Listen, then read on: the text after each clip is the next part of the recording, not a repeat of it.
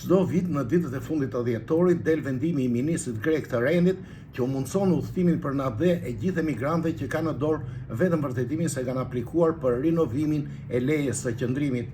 Një praktikë e njohur tashmë që e kanë provuar disa herë secili prej bashkëdhetarëve. Si vjet, ndonse data sot është 29 dhjetor, ky vendim nuk ka dalë ende dhe me të drejtë shtrohet pyetja se ç'do të bëhet pas 1 janarit. A do të lejohen pas 1 janarit të kthehen në Greqi emigrantët që kanë shkuar në Shqipëri për festat e fundvitit?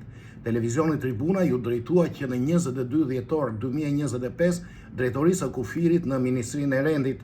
Përgjigjja mbriti vetëm sot me anë të një telefonate.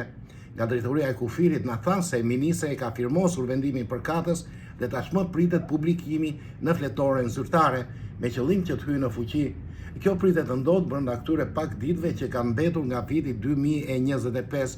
Ashtu si dhe herët e tjera, vendimi do të përcaktojë që të gjithë emigrantët të cilët kanë vërtetimin apo VV-osin siç njihet që kanë aplikuar për rinovimin, kanë të drejtë sa herë që duan të dalin nga Greqia për në vendin origjinës pranë në Shqipëri dhe të hyjnë përsëri nga 1 janari 2026 deri më 31 dhjetor 2026.